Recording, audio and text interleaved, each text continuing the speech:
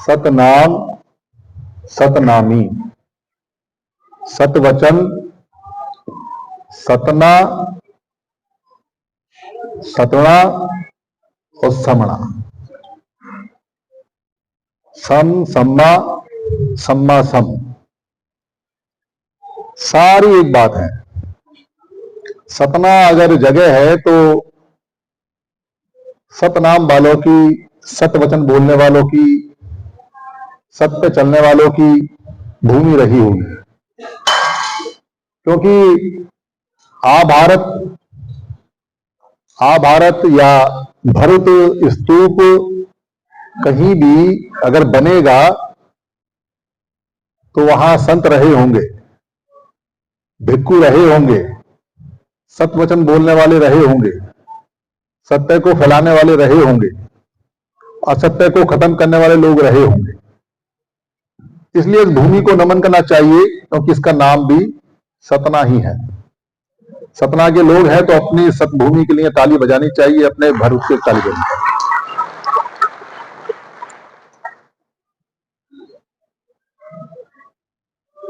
हम लोग कौन हैं, हमारी पहचान क्या है, हम कौन थे। हमारे लोग पैदा होते हैं, उनके माँ बाप, उनके बुजुर्ग या उनके ज्ञानी लोग उनको कुछ बताते हैं। हम लोग किसी काम के नाम से जिसको जाति बोलते हैं, हम लोग किसी मजहब के नाम से जिसको धर्म या मत बोलते हैं, हम लोग किसी क्षेत्र के आधार पे, क्षेत्रीय भाषा के नाम पे, जगह के नाम पे अपनी पहचान रखते हैं और उसी पहचान, उन्हीं बातों को जानकर अपनी जिंदगी पूरी कर लेते हैं और पीछे वाले लोगों को भी वही पहचान, वही बात बता जाते हैं।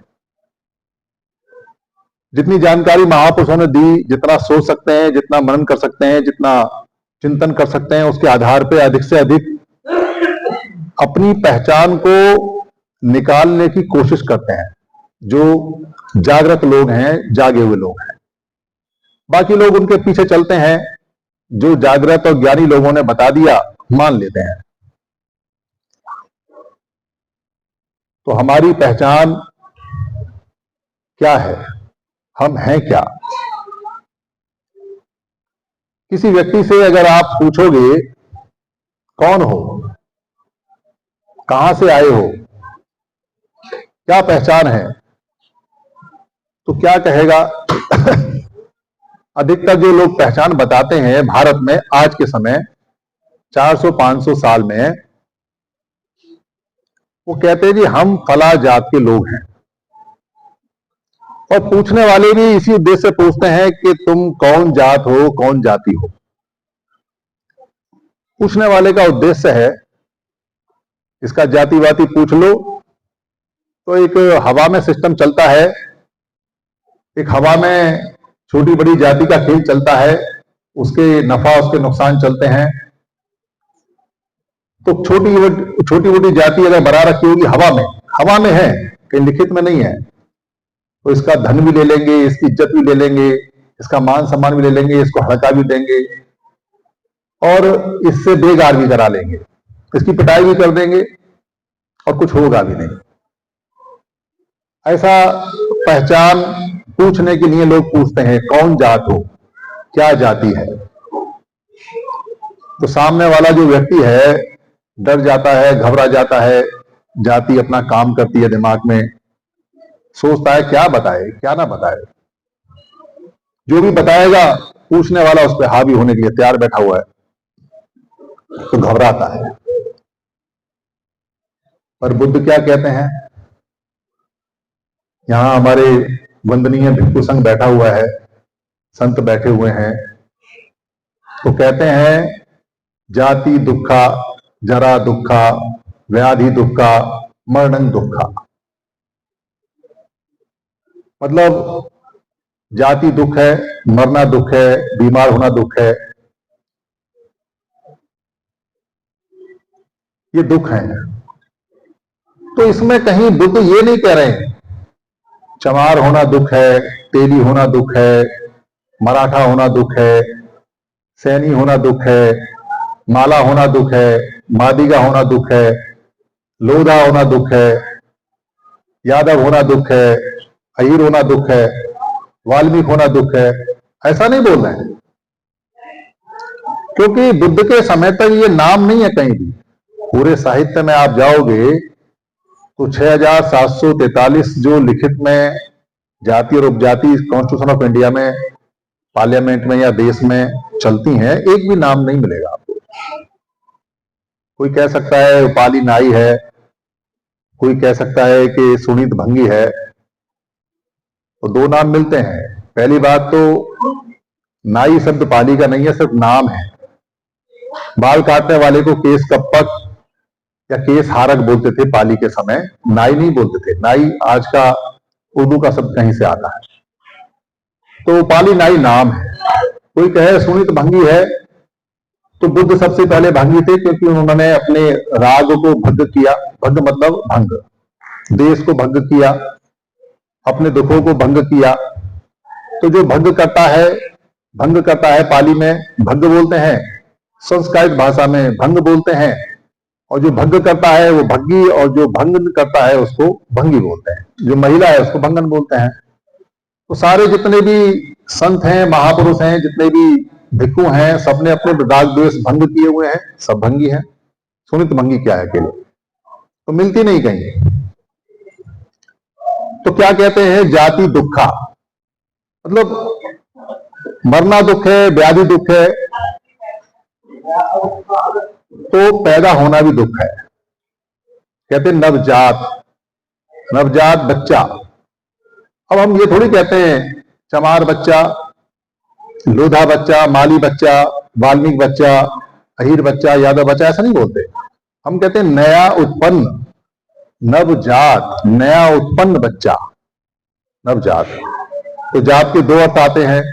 पेड़ पौधों के कितनी जात है, कितने प्रकार हैं, और जात का मतलब आपने क्या उपज किया है, क्या उत्पन्न किया है, क्या पैदा किया है, क्या चीज आप पैदा कर रहे हो, इसको बोलते हैं जात। पाली के अंदर जाति या जात मतलब उत्पन्न करना, पैदा करना।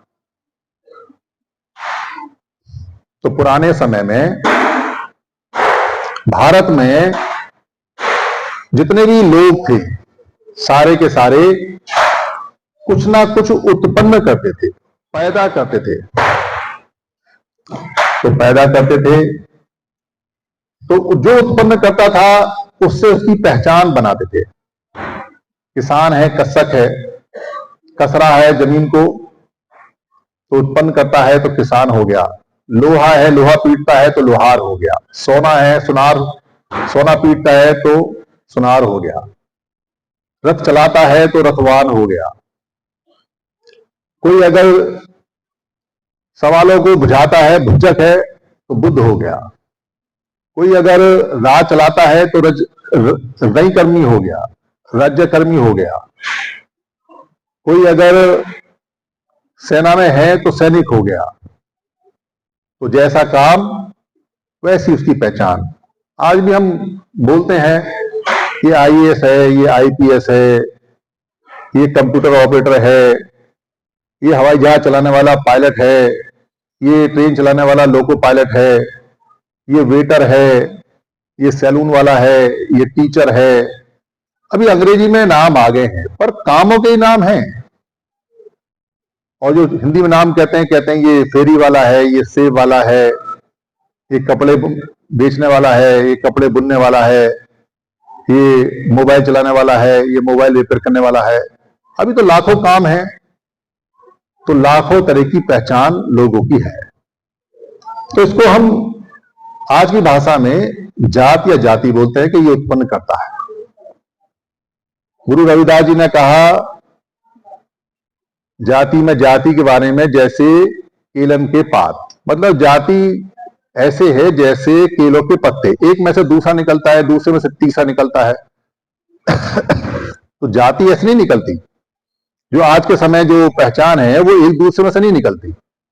पर वो क्या कह रहे हैं, वो कह रहे हैं कि जन्म ऐसा होता है कि एक जन्म से दूसरा जन्म होता है, दूसरे से तीसरा होता है, यानी माँ बाप से एक बच्चा पैदा हुआ, फिर उनके माँ बाप से एक बच्चा पैदा हुआ, फिर वो माँ बाप बने एक बच्चा पैदा हुआ। तो उत्पन्न ऐसे होता है, जैसे केलम के पत्ते आपस में निकलते रहते हैं, ऐसे उत्पन्न होता है। तो वहां भी हम ये सिद्ध करते हैं कि जाति का मतलब उत्पन्न होना है। तो ये जो बीमारी आज के समय है, ये बीमारी कैसे आई फिर? क्योंकि इस बीमारी के 3 फायदे हैं। बाबा साहब अम्बेडकर जाति को पूरी तरह से खत्म कर चुके थे। उन्होंने कहा हमको पृथक निर्वाचन चाहिए, सेपरेट इलेक्टोरल, क्योंकि हम लोग जो वर्ण व्यवस्था का सिस्टम है उससे बाहर हैं। ना हम क्षत्रिय हैं, ना हम वैश्य हैं, ना हम वमन हैं, और ना हम शूद्र हैं। तो उन्होंने कुछ लोगों के लिए जो इस व्यवस्था से बाहर थे, उनके लिए आरक्षण की डिमांड की तो उन्होंने सबके लिए थी, पर मानी नहीं गई। जो आज के समय ओबीसी है उनके लिए भी कहा। तो वो जो व्यवस्था थी उसमें जाति की जरूरत नहीं थी, उसमें सिर्फ एक शेड्यूल बनाया, शेड्यूल कास्ट। आपका क्या नाम किसी ने दिया है इसकी आवश्यकता नहीं, बस आप शेड्यूल कास्ट हैं तो आपको पृथक निर्वाचन में अलग से अपना कैंडिडेट चुनने का राइट मिलता है। पर वो लोग भी तेज थे, जो वमन थे, उन्होंने कहा कि पृथक निर्वाचन नहीं देंगे, कुछ और ले लो। तो ये जो एजुकेशन में आरक्षण है, ये जो एमपी एमएलए का जो चुनाव होता है उसमें आरक्षण है, और जो नौकरी में आरक्षण है, बस 3 तरह का आरक्षण है। इस पर बात सदन हुई, जबरन हुई। बाबा साहब ने नहीं मांगा, पर आंदोलन करके बाबा साहब को घुटना पर लाया गया। तब सर्टिफिकेट बने पहली बार, क्योंकि इनको देना है तो सर्टिफिकेट में शेड्यूल कास्ट आना था, और साथ में बीमारी जानबूझ के डाल दी गई जिसको जाति बोलते हैं। क्या जरूरत थी उसकी? जरूरत नहीं थी। पर जैसा कि मैंने बताया और बाबा साहब ने कहा हुआ है कि जाति हवा में चलता है, माइंड का नोटेशन है, इसलिए उसको जाति को बनाए रखने के लिए उन्होंने सर्टिफिकेट में लिखा। पृथक अगर इलेक्टोरल होता तो शेड्यूल कास्ट ही होता खाली, फिर हम अपना नियम बनाते, अपने कानून बनाते, अपने लोगों को खुद देते, क्योंकि हमारी पावर 131 की वहां रहती, जिस पर किसी का अधिकार नहीं होता, और बात चली गई। तो जाति का मतलब उत्पत्ति है। अब ये जो नाम है ये कैसे दिए गए हैं? हम लोग भारत के अंदर रहते थे और कोई ना कोई कुछ ना कुछ काम करता था। भारत के बाहर से कुछ लोग आए, वो लोग कोई काम नहीं करते।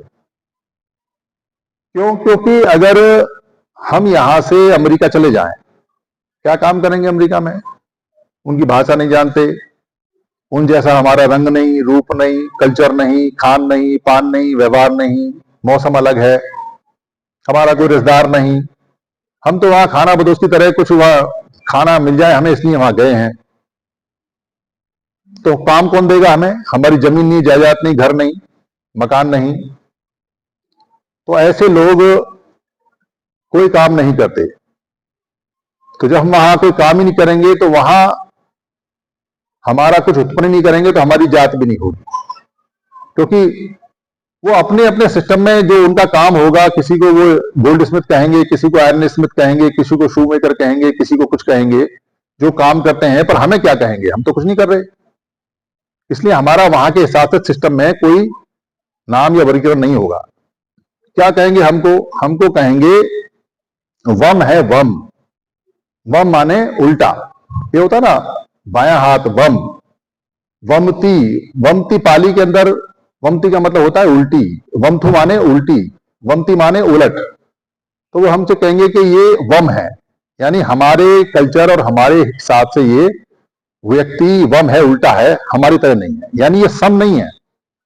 जो हम सम है, समान है, एक से हैं, ये अमेरिका वाले बोलेंगे कि हम जो सम और समान हैं ये हमसे उलट है, ये वम है। तो अपने यहां वो दर्ज नहीं करेंगे। ठीक वैसा यहां भारत के अंदर जो बाहर से लोग आए वो बिल्कुल वम, उनकी खाल का रंग हमें समझ में नहीं आया। पाली में रंग को कहते हैं वर्ण, वर्ण कहते हैं, और संस्कृत भाषा में कहते हैं वर्ण। तो हमने कह दिया अरे भाई ये तो रंग ही है ही नहीं, मतलब हमारे जैसा पक्का रंग नहीं, हमारे जैसा सुवर्ण नहीं, हमारे जैसा गेहूं जैसा सुवर्ण नहीं, हिरण जैसा नहीं, सोने जैसा नहीं, उगते हुए सूरज जैसा रंग नहीं, ये तो रंग ही नहीं है। तो हमने उनको कहा अवर्ण, अवर्ण, बिना रंग का। तब हम सुवर्ण हो गए, रंग वाले हो गए। तो हमने उनको कहा कि भाई इनका कोई जाति नहीं हो सकता, क्योंकि ये तो कुछ उत्पन्न ही नहीं करते, क्योंकि मांग के खाते हैं। तो मांग के खाना उत्पन्न करना नहीं है, या लूट के खाते हैं, चोरी करके भाग गए, या चोरी करके ले गए, या कोई एक आध आदमी हमारा कहीं मिला उसको पकड़ लिया, तो वो भी कोई पैदा करने का काम नहीं है, यानी कोई काम उत्पन्न नहीं कर रहे हैं। इसलिए भारत में आज तक भी वमनों की कास्ट नहीं है, वमनों की जाति नहीं है। किसी वमन से पूछोगे अपनी जाति बता रही क्या है, क्या बोलेगा? चमड़े का काम करता है। क्या कहेगा? सोने का काम करता है। क्या कहेगा? किसान का काम करता है। क्या कहेगा? कोई बुज्जक है क्या? कोई बुद्ध है क्या? क्या कहेगा? कहीं कोई राजकर्मी है क्या? कोई राजा है क्या? दूर दूर तक भी नहीं मिलेगा। आज भी सिस्टम में वमन का जाति नहीं होता, पर हम लोग समन लोग हमारा होता है। यानी भारत में जिसका पुराना जाति है वो समन, ये पहचान है, और जिसका जाति नहीं है पुराने सिस्टम में वो वमन, स्पष्ट पहचान है, लाइन बिल्कुल क्लियर है। तो हम लोग समन थे, महासमन बुद्ध हमारे गुरु थे। समनीय संत, बुद्ध के बाद जितने भी संत बने वो और बुद्ध से पहले सब ने वही बातें कही हैं। चोरी नहीं करनी है, झूठ नहीं बोलना है, व्यभिचार नहीं करना है, नशा नहीं करना है, हत्या नहीं करनी है, और एक आध बात जोड़ी घटाई जो वहां के हिसाब से, समय के हिसाब से हुई। आप पूरी दुनिया में कहीं चले जाओ, अगर समन संत होगा, समणीय संत होगा, समणीय धर्म का पालन करने वाला है, उसका नाम अलग अलग हो सकता है, उसकी वेशभूषा अलग अलग हो सकती है, उसकी भाषा अलग अलग हो सकती है, उसका खान पीना अलग अलग हो सकता है, पर बातें पांच ही बताएगा। कोई भी हमारा संत, समन संत ये नहीं कहता चोरी करो अच्छी बात है, झूठ बोलो अच्छी बात है, व्यभिचार करो अच्छी बात है, हत्या करो अच्छी बात है, नशा पता करो अच्छी बात है। और ऐसा अगर कोई कहता है तो वमनीय संत हो सकता है, वमनीय असंत हो सकता है। संत के नाम पे कोई चोला पहन के उल्टा आया हुआ हो सकता है, पर समनीय नहीं हो सकता। तो बुद्ध ने इसको कभी बौद्ध धर्म नहीं कहा, ये बाद में बोध से बौद्ध बना है, संस्कृत किया गया है बोध से बौद्ध। वो धम्म भी बोला करते थे। पर बाहर के जो लोग हैं, किताब है अरब और भारत के संबंध, उसमें कहते हैं कि दुनिया का सबसे पुराना जो मत है वो भारत में है, और उसको बोलते हैं समन्वय धम्म, समणों का धम्म, समणों के नियम। क्योंकि बुद्ध समण है, महावीर समण है, कबीर साहब समण है, नामदेव समण है, चोखा मेला समण है, गुरु हरचंद ठाकुर, गुरुचांद ठाकुर समण है, गुरु घासीदास समण है, बुद्ध और उनके बाद जितने भिक्खु हैं वो समण है, और उनको समण ही बोला करते थे। कहीं भी एक भी दृष्टि ऐसी नहीं है कि कभी बुद्ध को किसी ने वमन कहा हो, कहीं नहीं मिलता दूर दूर तक भी। तो हमारी जो सभ्यता, जो कल्चर है, उसको भी फंसा दिया। अभी हम लोग, हमारे कुछ जो लोग हैं समन हैं, वो इंग्लैंड चले जाएं और इंग्लैंड में जाके वो कहें वहां के राजा से कि हम तो व्यापार करना चाहते हैं जी, समन लोग हैं, व्यापार करने के लिए आज्ञा दे दो। वहां के राजा ने आज्ञा दे दी, जो इंग्लैंड का राजा है, इंग्लिश राजा है। वो वहां व्यापार करने लगे, व्यापार बढ़ने लगा तो उन्होंने कुछ सैनिक रख लिए अपने सामान की सुरक्षा के लिए। फिर थोड़े और ताकतवर हुए तो राजा को पैसा देने लगे, तो राजा को सलाह भी देने लगे। फिर थोड़े और संख्या में बढ़े तो उन्होंने वहीं की महिलाओं से शादी की, परिवार बनाए, बच्चे उनके बड़े होने लगे। फिर और थोड़ी ताकत बढ़ी तो राजा ही बन गए, सेना बढ़ा ली, तो इंग्लैंड पर राज करने लगे। तो क्या यहां से गए हुए समन लोग वहां इंग्लिश सभ्यता के लोग हो जाएंगे? बताओ, हाँ या ना करो, हाँ या ना। नहीं होंगे। वो इंग्लिश सभ्यता उनकी अलग रहेगी, हमारी समन जो गए तो वो हमें क्या कहेंगे? समनीय सेक्टर, समन वर्ग। वो हमको कभी भी इंग्लिश सभ्यता का व्यक्ति नहीं कहेंगे। हम पूरे इंग्लैंड पर राज कर लें, हम चाहे वहां पूरे इंग्लैंड में जो पाली भाषा है उसको फैला दें, पर किसी भी हालत में उनके तीज, उनके त्योहार, उनके फेस्टिवल, उनका रहना, उनका सहना, उनकी भाषा, उनकी जगह के नाम हमारी सभ्यता के नहीं हो सकते। हम राज तो करेंगे पर सभ्यता उन्हीं की रहेगी, और हम समनीय सभ्यता नहीं बोल सकते वहां, क्योंकि हम सेक्टर रहेंगे, वर्ग रहेंगे, एक छोटा सा हिस्सा रहेंगे, चाहे हम संख्या में कितने बड़े हो जाएं, पर जिसका देश, जिसकी जमीन सभ्यता उसकी। अब बताओ भारत में क्या हो रहा है? भारत में यहां करोड़ों की संख्या में समन लोग हैं,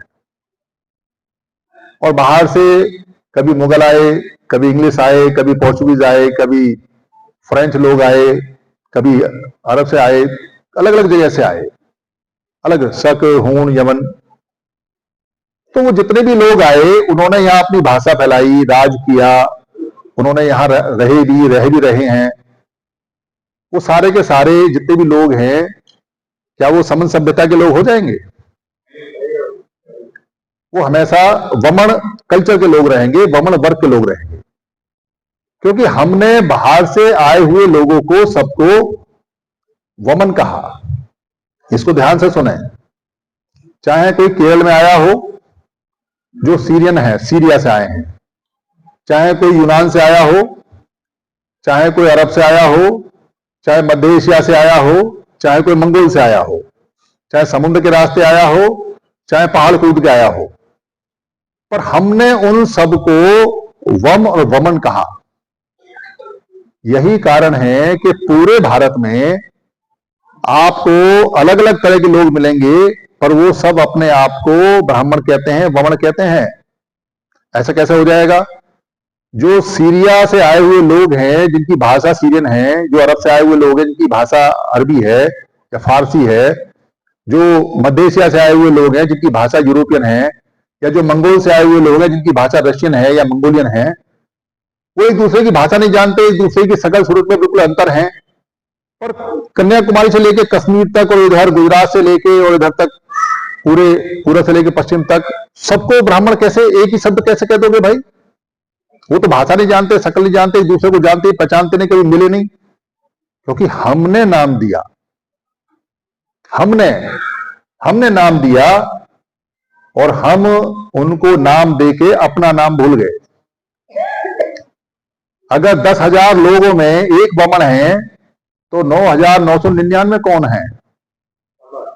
समन। 9,999 कौन है? एक बार जरा जोर से ढंग से बताएगा, समझ में आ गया? 9,999 कौन है? समन। ये वही शब्द है, समन। पर ये शब्द गायब कहां हो गया? ये चला कहां गया? इसकी कहानी भी बड़ी मजेदार है।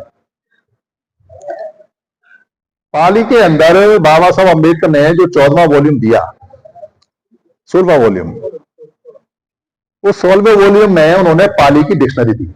भाई ये कमाल की बात है कि दुनिया के सबसे बेहतरीन पढ़े लिखे व्यक्ति, सबसे अच्छे जानकार, सबसे ज्यादा सुलझे हुए बोधिसत्व बाबा साहब अम्बेडकर ने आपको इंग्लिश की डिक्शनरी नहीं दी, जबकि वॉल्यूम इंग्लिश में लिखे। कॉन्स्टिट्यूशन ऑफ इंडिया इंग्लिश में लिखा। वो मराठी थे, उन्होंने मराठी की डिक्शनरी भी नहीं दी। उन्होंने हिंदी में काम किया, दिल्ली में आके उन्होंने हिंदी की डिक्शनरी भी नहीं दी। उन्होंने संस्कृत पढ़ी जाके जर्मन में, और संस्कृत की डिक्शनरी भी नहीं दी। और जिस भाषा को लुप्त हो गई, गुप्त हो गई, इधर उधर चली गई, उसकी डिक्शनरी दी। कोई बात होगी खास तभी दी है। कोई विद्वान व्यक्ति बिना कारण के इतना बड़ा फैसला नहीं करता। उस डिक्शनरी में लिखा हुआ है, पाली में जिनको समण कहते हैं, संस्कृत भाषा में उनको शिरमण कहते हैं। अब बात क्लियर होगी आपको, क्योंकि जो शिरमण शब्द है पाली में वो समण है, पर हम पाली वाला जो समण है उसको नहीं जानते।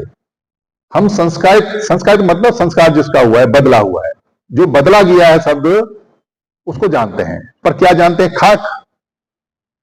शिरमण संस्कृति और शिरमण शब्द के साथ ही उसका अर्थ बदल दिया।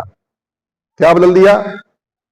शिरमण लोग बड़े मेहनती होते हैं, श्रम करने वाले होते हैं, ये बड़े मेहनत कश होते हैं, ये हमेशा लेबर का काम करते हैं, ये लेबर ही रहेंगे, इनके बच्चे भी श्रम करने वाले रहेंगे, श्रमजीवी, श्रमिक यही रहेंगे और बड़े मेहनती हैं। और हमारे भी लोगों ने ऐसे सीना ठोक के कह रहे हैं हम तो बड़े मेहनत कश हैं, हम तो श्रमिक हैं।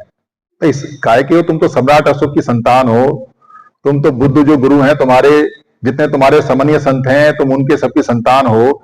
इतनी सारी तुम्हारी सती माताएं रही हैं जिन्होंने सती पट्ठान सीख कर तुमको सिखाया। इतने सारे तुम्हारे भिक्खु रहे, इतने सारे तुम्हारे संत रहे, इतने सारे तुम्हारे राजा रहे, इतने सारे तुम्हारे सैनिक रहे। तुम्हारा जीवक जैसा डॉक्टर रहा जो खोपड़ी उखाड़ के ऑपरेशन करता था। तुम्हारा सुदत्त जैसा व्यापारी रहा जो इंटरनेशनल व्यापारी है। तुम्हारा चंद्रगुप्त मौर्य जैसा तुम्हारा शासक रहा जिसने सबसे पहले सेना बनाई, जिसके यहाँ विदेशी लोग दरबार में आगे हाजिर लगाते थे और अपनी लड़कियों की शादी करते थे। अबे तुम काहे के श्रमिक हो? तुम्हारा दिमाग खराब हो गया, पागल हो गए हो, किसी ने तुम्हें बहका दिया, तुमने मान लिया। पर उनकी गलती भी नहीं है, क्योंकि पाली तो पड़ी नहीं। पाली में आधा शय और आधा रई नहीं है, यानी जो संस्कृत भाषा में शय षटकों शय सलजम वाला शय है, ये है ही नहीं। और आधा रह, ना ऊपर वाला, ना नीचे वाला, दाएं वाला, ना बाएं वाला, कोई आधा रह नहीं है। और भी कई सारे शब्द गायब उसमें से, पाली पढ़ोगे तो पता चलेगा। तो इसका मतलब यह है कि श्रम शब्द हमारा नहीं है, ये श्रम शब्द संस्कृत बदला गया है, हमारा तो समन है। तो समन शब्द हमारा है, तो समन सभ्यता से, समन शब्द से सबसे पहले उन्होंने बड़े धीरे से उसको बदलकर प्रचारित किया शिरमण, और फिर हमारी सभ्यता को कहा शिरमण सभ्यता। बुद्ध को भी कहते हैं वो श्रमण सभ्यता के मालिक है, जबकि बुद्ध ने तो कभी श्रम शब्द का इस्तेमाल नहीं किया, वो तो समण यूज करते थे। पाली में तो कोई शब्द है वो मना भी करके गए थे। और फिर समण से श्रमण किया, और श्रमण से बाद में अब कहानी बदलने लगी। हमको वर्ण व्यवस्थाई, तो वर्ण व्यवस्था में तो हम आते नहीं, तो मतलब हमको अंत्यज कहना शुरू किया, अंतिम छोर के लोग, त्यागे हुए लोग। हमको कहा अनटचेबल, अछूत। पर कमाल की बात यह है, अछूत कौन? क्योंकि पाली के अंदर अच्युत शब्द है। अच्युत का मतलब इतने ऊंचे ज्ञान वाला जिसको कोई टच ना कर सके, जिसको छू ना सके। जैसे हमारे भिक्खु, जैसे हमारे बुद्ध, जैसे हमारे राजा, जैसे हमारे लोग जितने भी थे वो अच्युत लोग हैं, उनको छूना आसान नहीं है। और वैसे भी अगर इतने सारे लोग समण बैठे हों और मैं अकेला वमन यहां हूं, तो आप लोग मुझे अछूत डिक्लेयर करोगे या मैं आपको करूंगा? सोचने वाली बात है। कौन किसको अछूत कहेगा? कौन किसको बहिष्कार करेगा? ज्यादा लोग थोड़ों का बहिष्कार करेंगे या थोड़े लोग ज्यादा का करेंगे? तो अछूत जो शब्द है वो बेसिकली हमने वमन लोगों को दिया, और हम वमनों के कल्चर में, वमनों के यहां आज भी नहीं जाते, और वो तो हमारे कभी आ ही नहीं सकते। आज भी हमारी कल्चर में उनकी कोई जगह नहीं है। हम कोई कारज, कोई काम कभी भी अब उन अछूतों से नहीं कराते जो वमन अछूत हैं। हम अछूत नहीं है, हम तो अच्युत हैं, बहुत ऊंचे, जिनको छू नहीं सकता।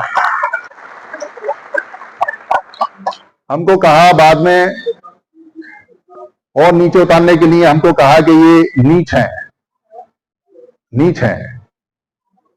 नीच का शब्द भी बड़ा अजीब सा है।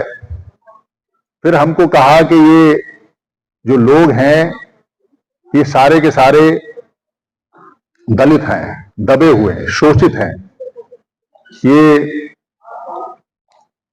अर्जक हैं। अर्जक मतलब जो अर्जित करते हैं।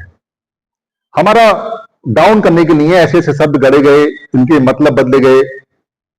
ढोल, गवार, उसके बाद में चंडाल, उसके बाद में ये जो ढेड़, मतलब हमारे फेर को ढेड़ कहा, ये सारे शब्द आए। इन शब्दों से लड़ते लड़ते लड़ते लड़ते बाबा साहब अम्बेडकर आए। बाबा साहब अम्बेडकर ने ये सारे शब्द खत्म कर दिए। उन्होंने कहा 3 तरह के लोग हैं जो संवैधानिक रूप से जिनको फायदा मिलना चाहिए। एक ग्रुप बना रहा हूं ऐसे लोगों का जिनके पास ना भी इज्जत है, ना पैसा है, ना शिक्षा है, ना जानकारी है, ना जमीन है। ऐसे लोगों का, उनको शेड्यूल कास्ट कहा जाएगा। ऐसे लोगों का ग्रुप बना रहा हूं जिन लोगों के पास में ना कोई शहर में रहते हैं, ना गांव में रहते हैं, ना पैसा है, ना जमीन है, ना जायदाद है। थोड़ी बहुत उनकी इज्जत हो सकती है, वो भी उनके अपने ग्रुप में। उनको ट्राइबल्स कहा, शेड्यूल ट्राइब्स, जो जंगलों में रहते हैं। और अन्य जो लोग हैं जिनके पास जमीन है पर एजुकेशन नहीं है, जिनके पास पैसा हो सकता है पर इज्जत नहीं है, ऐसे लोगों को अदर बैकवर्ड कास्ट कहा, पिछड़े लोग, अन्य। तो 3 बड़े बड़े ग्रुपों में जोड़ा तो पीछे की बीमारियां सब कट गई। अभी हमारे सब लोग पिछले कुछ समय से बाबा साहब की बात को मानते हुए SC ST OBC कह के अपने आप को बोलते हैं। तो थोड़ी ताकत बढ़ी, थोड़ा रुतबा बढ़ा, तो बवालों से कट के आ रहे हैं।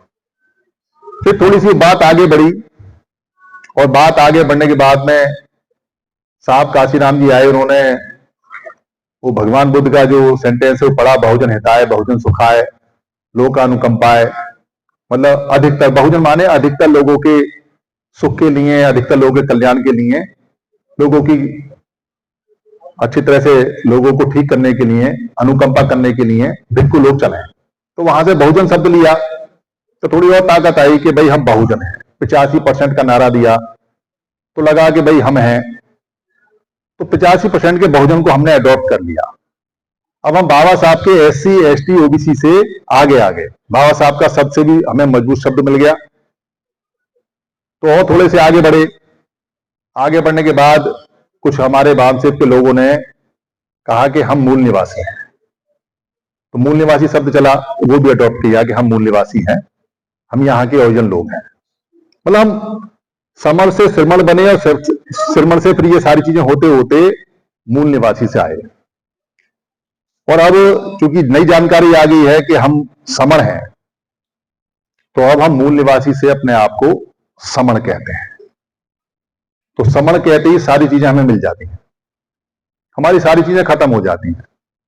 हमारी पहचान समण आते ही हमारे सारे रोग एक झटके में कट जाते हैं।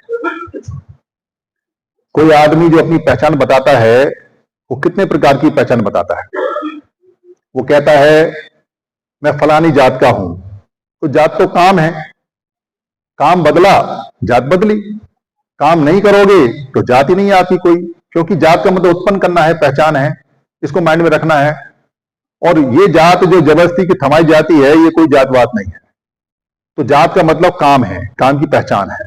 क्योंकि कोई आदमी ये नहीं बता सकता कि उसके पिताजी कपड़े धोने का काम कब से कर रहे हैं। भाई जब कपड़ा ही नहीं है और कपड़ा ही बाद में बना तो तू धो क्या रहा था।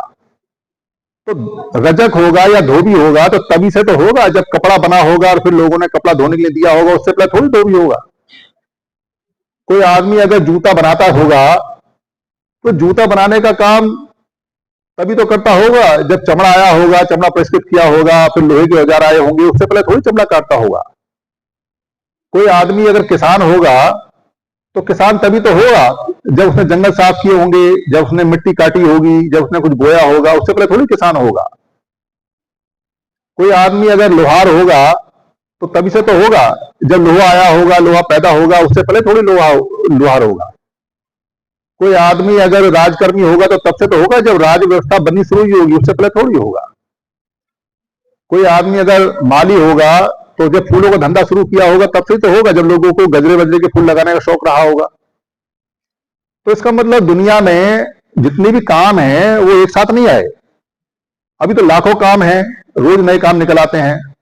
अभी बस चलाने का काम है, कार चलाने का काम है। अब कोई कहे कि तो ड्राइवर है, अरे पैदाइशी ड्राइवर थोड़ी है वो। जब कार आई, कार के चलाने की आदमी जरूरत पड़ी, बस आई, बस को चलाने की जरूरत पड़ी, तभी तो ड्राइवर बना। तो इसलिए जो काम की पहचान है परमानेंट नहीं है। पुराने समय में, बुद्ध के समय में, एक व्यक्ति के 4 लड़के 4 काम कर रहे हैं। एक अरई में जा रहा है, अरई मतलब जंगल में, तो उसको अरई बिहारी कह दिया, अहिर कह दिया। एक व्यक्ति राजा के यहाँ काम करता है तो राजकर्मी हो गया। एक व्यक्ति पशुपालन का काम करता है तो पाल हो गया, पशु पाल रहा है। एक व्यक्ति कोई ऐसा है जो पढ़ाई का काम कर रहा है, लोगों को उपदेश दे रहा है तो उपदेशक हो गया, टीचर हो गया। और उनका जो पिता है वो जंगल में जाके शिकार करके मांस बेचता है तो वो मांस बेचने वाला हो गया। तो 5 व्यक्ति घर में, पांचों काम कर रहे हैं, तो आज के हिसाब से तो 5 जात है उनकी, और पुराने हिसाब से 5 जात है। इसका मतलब जात काम के हिसाब से चलती है, ये बदलती रहती है, टेम्परेरी है। तो ये हमारी मूल पहचान नहीं है। कोई कहे कि मैं तो बिहार का रहने वाला हूं, बिहारी हूं, मैं तो सतना का रहने वाला हो गया, सतना वासी हूं, मैं तो महाराष्ट्र का रहने वाला मराठी हूं, तो वे बदल लो। कोई व्यक्ति अगर महाराष्ट्र से चलते चलते अगर मान लो दिल्ली में आ गया तो दिल्ली वाला हो गया, इंग्लैंड चला गया तो इंग्लैंड वाला हो गया, कहीं और जाके बसा तो वहां वाला हो गया। इसका मतलब रहने की पहचान, जो मूल पहचान है, जिसको हम मूल निवासी बोलते हैं, वो रहने से बदल जाती है। वैसे भी दुनिया का इंटरनेशनल नियम है, दुनिया में जो बच्चा जहां पैदा होता है वहां का मूल निवासी माना जाता है, उसका पासपोर्ट वहीं का बनता है, वो वहीं का सिटीजन होता है। तो मूल निवासी आदमी बदलता रहता है। तो एक पहचान होती है भाषा की, मैं तो मलयाली हूं, मैं तो तमिल हूं, मैं तो इंग्लिश हूं, मैं तो हिंदी हूं, मैं तो पाली वाला हूं, मैं तो कन्नड़ हूं। तो भाषा आजकल 5-5, 6-6 भाषा सीख लेते हैं। कौन सी भाषा को सही मानोगे? जो जिस प्रदेश में जाता है उसकी भाषा सीख लेता है, भाषा के कोर्स चल रहे हैं। यानी भाषा हमारी बदलती रहती है, मूल पहचान नहीं है। कोई कह सकता है नाम रूप हमारी पहचान है। नाम मतलब हमारे गुण, और रूप माने हमारा शरीर। तो गुण तो बदलते रहते हैं आदमी के। आप अभी विपश्यना साधना तब करो, आपके जड़ से जो गुण है बदल जाएंगे। आप चोरी करते हो, छोड़ दोगे और फिर दोबारा चोरी करना शुरू कर सकते हो। तो जो नाम है यानी गुण है, व्यवहार है, वो बदल जाता है, वो परमानेंट नहीं होता। और रूप भी बदल जाता है। आजकल ऐसी टेक्नोलॉजी आ गई है कि नर नारी बन जाते हैं और नारी नर बन जाते हैं, इसलिए रूप भी बदल जाता है। ये भी हमारी स्थायी पहचान नहीं है। कोई व्यक्ति जो मेल है वो चाहे तो फीमेल बन सकता है, नारी नर बन सकती है, नर नारी, और बन रहे हैं ऐसे लोग, खूब बन रहे हैं। तो वो भी हमारा स्थायी पहचान नहीं है। कोई कह सकता है कि मजहब और रिलीजन हमारी स्थायी पहचान है। तो मजहब और रिलीजन के बारे में थोड़ी सी बात जान लेते हैं। अभी साहब काशीराम जी को कुछ दिन हुए हैं, तो साहब काशीराम जी से पहले साहब काशीराम जी का कोई नाम लेवा भी नहीं था, क्योंकि साहब काशीराम जी नहीं थे तो उनका कोई अनुयायी नहीं। अभी हमारे जो नारायण प्रसाद चौधरी हैं वो कह रहे थे कि 1980 में वो यहाँ आए, तो 1980 में वो यहाँ थे, पर जब वो पैदा हुए उससे पहले कोई साहब काशीराम जी का नाम नहीं जानता था। तो इसका मतलब काशीराम जी का कोई भी अनुयायी भक्त नहीं था। तो काशीराम जी का जो धम्म है या उनका जो विचार है उसे जानने वाला कोई नहीं था। और बाबा साहब को 125 साल हुए हैं, तो 125 साल पहले कोई भी अम्बेडकरवादी अनुयायी बाबा साहब अम्बेडकर का नाम लेने वाला नहीं था, क्योंकि बाबा साहब अम्बेडकर ही नहीं थे। तो कोई अम्बेडकर धर्म या अम्बेडकर को जानने वाला या अम्बेडकर के विचार को मानने वाला या बाबा साहब अम्बेडकर के विचारों को प्रचार करने वाला, क्योंकि वो थे ही नहीं, बात खत्म हो गई। तो करीब 500 साल पहले तक पूरे भारत में कोई सिख धर्म को भी नहीं जानता था, क्योंकि गुरु नानक का जो बर्थडे है वो 5 साल पुराना है। तो कोई सिख मत का व्यक्ति भी पूरे भारत में, दुनिया में था नहीं, क्योंकि सिखिज्म जो आया है वो गुरु गोविंद सिंह उनसे आया है, 500 साल हुए हैं। तो 600-700 साल पहले तक कोई संतों का भी अनुयायी नहीं था। ये रविदास जी, कबीरदास जी, नामदेव, ये जितने भी चोखा मिला, ये 500, 600, 700 साल पहले तक का ये टाइम रहा है भक्ति काल का। उससे पहले कोई संत भी नहीं थे। तो इनके मत को मानने वाला या इनके मत को जानने वाला या इनके मत के बारे में बात करने वाला या इनका कोई अनुयायी या इनका कोई भक्त या इनका कोई चेला कोई था ही नहीं। ना इनके मठ थे, ना इनके आश्रम थे, ना इनकी वाणी थी।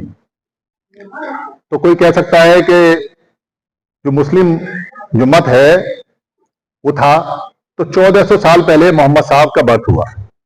तो 1400 साल पहले दुनिया में कोई भी इस्लाम को, मोहम्मद साहब को जानने वाला, उनके मत को जानने वाला बंदा ही नहीं, क्योंकि मोहम्मद साहब का बर्थ ही 14 साल पहले हुआ है। तो उनके मत को, उनके धर्म को, मजहब को कौन जानेगा?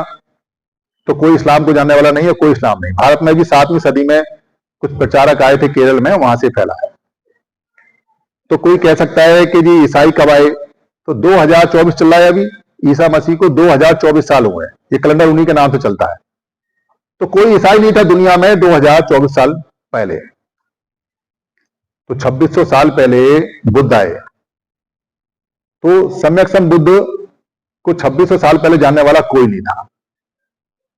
तो महावीर जैन भी 2600 साल पुराने हैं, तो 2600 साल पहले उनका भी कोई मत जानने वाला था नहीं। यानी संविधान ये कहता है कि आप कोई सा भी मत, कोई सा भी धर्म, कोई सा भी मजहब जब चाहे जब बदल सकते हो, जब चाहे जब ले सकते हो।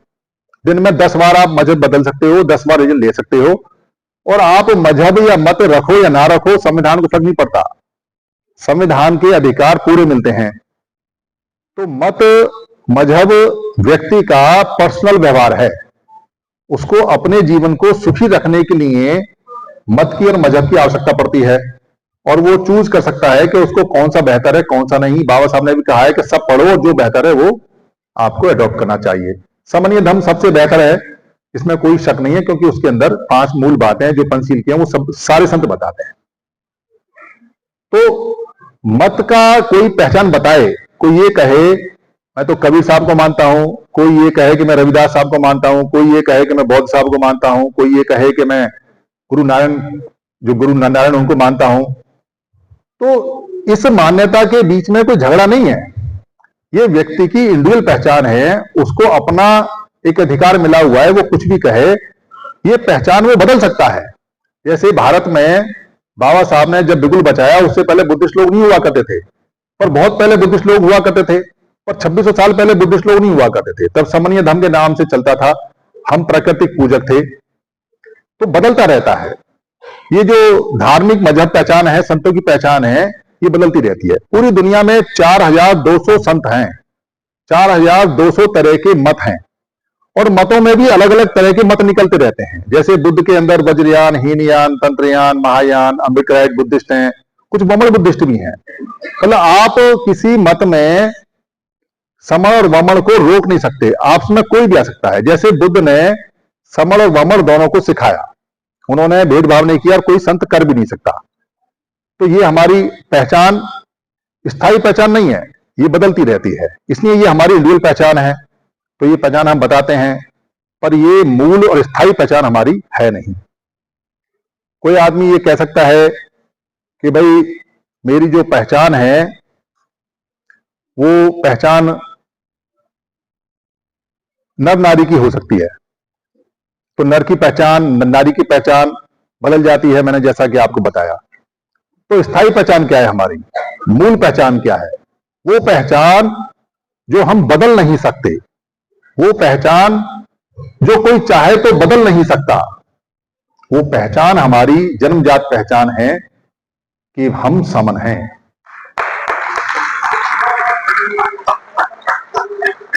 भगवान बुद्ध के धम्म में 2 भिक्खु सारिपुत्र और महामोगल ने, आज भी उनको कहते हैं वो ब्राह्मण भिक्खु हैं। आज भी अरहत होने के बाद भी उनकी मूल पहचान नहीं बदली, और भगवान बुद्ध समण हैं, ये उनकी पहचान वमन नहीं बदल पाए।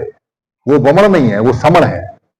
यानी कि बच्चा जब मां के पेट में आता है, तो अगर वो वमन मां है तो वो वमन ही रहेगा, समण नहीं हो सकता। और अगर वो समण मां है तो वो समण ही रहेगा, वो वमन नहीं हो सकता। और मरने के बाद भी करोड़ों साल तक ये पहचान बदल नहीं सकती। ये हमारी वो पहचान है जिसको हम खुद भी चाहें बदल नहीं सकते, इसका कोई नियम नहीं है बदलने का। और 2 ही तरह के लोग भारत में हैं, समण या वमन। अगर हम अपनी पहचान को प्राप्त कर लेते हैं, और हमसे कोई पूछता है बाजार में कौन लोग हो भाई, तो हमें जवाब देने की आवश्यकता नहीं है, हम उससे ये पूछते हैं तू कौन है, तो वो कहेगा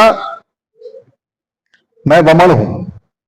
तो हमें अगला क्वेश्चन पूछना चाहिए तेरी जात क्या है, कोई जात नहीं है उसकी, उसका वह कहे मैं ब्राह्मण हूं, बस मैं ब्राह्मण हूं, भाई इतना ही है, इतना ही बोलेगा। आप कहीं भी ट्राई कर लो तो आपसे पूछेगा अब आप बताओ आप कौन हो, तो आप सीना ठोक के कहो कि हम समण हैं।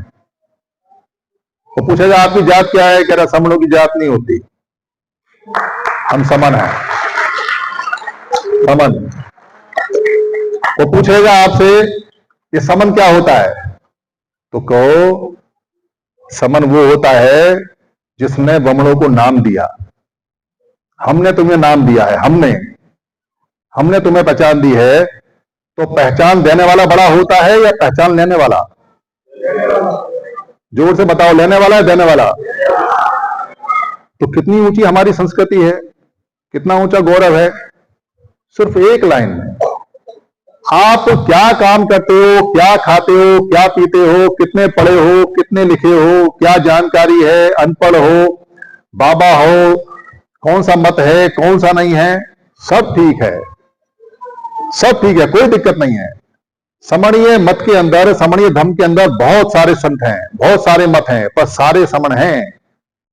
कि जितने भी लोग राजनीतिक पार्टियों में अपनी पहचान बना के घूम रहे हैं, ये राजनीतिक पार्टी की पहचान बदल जाती है।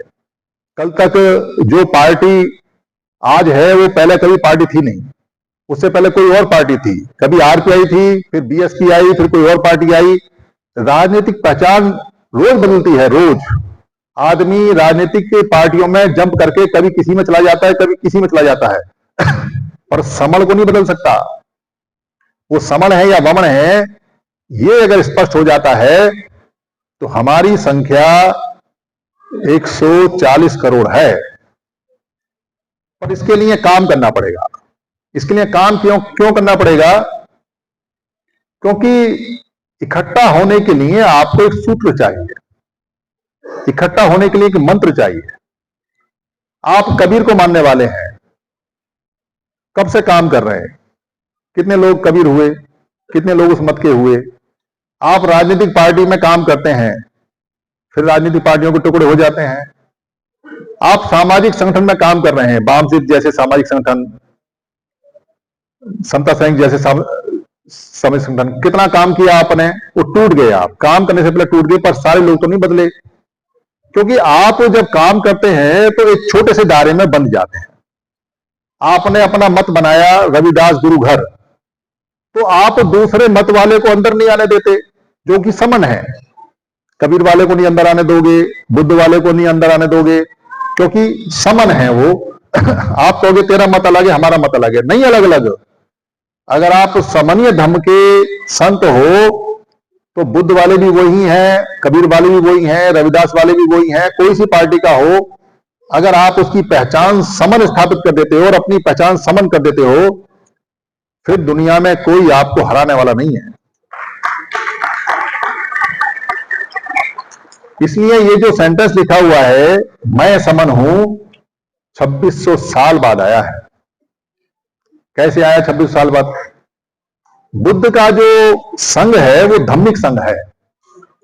बुद्ध का संघ सामाजिक संघ नहीं है। बुद्ध के संघ में भिक्खु जा सकते हैं, और भिक्खुओं के संघ में भिक्खु जा सकते हैं, भिक्खुणी नहीं जा सकती, और भिक्खुणियों के संघ में भिक्खुणी जा सकती हैं, भिक्खु नहीं जा सकते। और उनके संघ में तभी जा सकते हैं जब आपने चीवर लिया हो। संतों के संघ में संत ही जा सकते हैं, क्योंकि उनका अपना संघ है। पर सिद्धार्थ गौतम जब बुद्ध नहीं बने थे 21 साल की उम्र में, और वो सिद्धार्थ गौतम नाम के लड़के थे, उन्होंने एक संघ में प्रवेश किया, शाक्य समण संघ। छोटे छोटे संघ हुआ करते थे पूर्व में और पश्चिम में बहुत सारे, उसमें एक शाक्य समण संघ था। तो कहते हैं 21 साल के जो सिद्धार्थ गौतम यानी जो बाद में बुद्ध बने, उनसे कहा आपको ये समण संघ की शर्तें माननी होंगी। बाबा साहब किताब में लिखा हुआ है। वो कहते हैं जी मैं संघ की सारी शर्तें मानता हूं। तो एक शर्त ये भी थी कि संघ जो संघादि से देगा, यानी संघ का आदेश देगा, वो आपने मानना होगा। जी मानूंगा। और वो संघ में शामिल हो गए, शपथ ले गए। और उधर नदी के ऊपर झगड़ा हो गया, रोहिणी नदी के ऊपर कोलियों के साथ में, जो कोलिया समर संघ था, वहां तो युद्ध की बातें होने लगी। अब सिद्धार्थ गौतम में तो बुद्ध के बीज थे, उन्होंने युद्ध करने से मना कर दिया, पर ये तो संघघात हो गया, अब तो सजा मिलेगी। तो समण शाक्य संघ ने उनको सजा दी, 3 सजाओं में से एक सजा हुई, उनको समण शाक्य संघ छोड़ना पड़ा और घर से बाहर जाना पड़ा। मैं आपको ये बता रहा हूं कि वो जो संघ था वो सामाजिक संघ था, वो धार्मिक संघ नहीं था। ये जो संघ है ये वही संघ है, सामाजिक संघ, ये धार्मिक संघ नहीं है।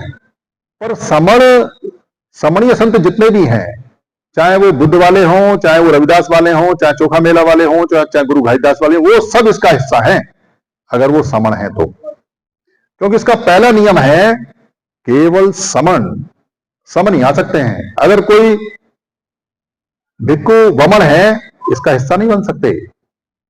अभी बौद्ध गया को आजाद करने की बात चल रही थी, तो मैंने एक सवाल किया था, मेरे पास इन्विटेशन आया था, तो मैंने उनसे ये कहा था कि भाई कल को अगर उन्होंने आपकी बात मान ली और बात मानने के बाद आपको ये कह दिया कि ठीक है हम बौद्ध गया भिक्खुओं को दे देते हैं, और उन्होंने इस बौद्ध गया को वमन भिक्खुओं को दे दिया, आप तो लड़ भी नहीं पाओगे। दुनिया में कैसे लड़ोगे, क्योंकि वो तो वमनों के हाथ चला गया, और वो तो कहेंगे देखो हमने भिक्खुओं को दे दिया, और भिक्खु संघ के अंदर वमन समण तो होता नहीं। हालांकि बुद्ध तो वमन समण करके संबोधित करते थे, फिर कैसे करोगे। इसलिए समन शब्द पहले चाहिए। हमारे यहाँ मिक्सिंग नहीं हो सकती, किसी भी हालत में वमन नहीं आ सकता, चाहे वो समन्वय धर्म में हो, चाहे वो सामाजिक हमारा जो समर संघ है उसमें हो, चाहे हमारे कितने भी लोग हैं, वो किसी भी हालत में आ नहीं सकता। ये छोटी सी हमारी पहचान चलती है कि मैं समन हूं, और हम इसी पे काम कर रहे हैं कि हम सबको ये बता रहे हैं कि अगर आपको ये समझ में आता है कि आपकी जो सबसे पुरानी पहचान है वो समन है, तो इसको अपने दिल में रखिए, इसका उपयोग कीजिए, इसकी किताबें पढ़िए, इसकी खोज कीजिए और गर्व से कीजिए मैं समन हूं। क्या कहेंगे गर्व से? मैं समन हूं। हाथ उठा के क्या कहेंगे अगर समझ में आता है तो? मैं समन हूं। हमारा संघ, हमारा संघ, सबका संघ। बस इतना याद रखना है कि मैं समण हूं, सारे कष्ट कट जाएंगे, क्योंकि संख्या बल सबसे बड़ी चीज होती है। सारे संत हमारे इकट्ठे हो जाएंगे, सारे राजनीतिक लोग हमारे इकट्ठे हो जाएंगे, क्योंकि जब आप बस में बैठेंगे और बस में कोई बात होगी और बस में आप हाथ उठा कहेंगे कोई और समण है क्या इसमें, तो पता चला कि पूरी बस ही समणों से भरी हुई है, और कोई वमन है तो वो हाथ जबरदस्ती उठाएगा डर की वजह से, क्योंकि सारे समण है। और अगर आप किसी जात का नाम लेके कहेंगे तो 2 हाथ उठेंगे, आप किसी मजहब का नाम लेके कहेंगे तो 2 हाथ उठेंगे, आप किसी राजनीतिक पार्टी का नाम लेंगे तो 2 हाथ उठेंगे, पर जब आप कहेंगे समण कोई है इसमें तो सारे हाथ उठेंगे। ये प्रचार प्रसार हमें करना है।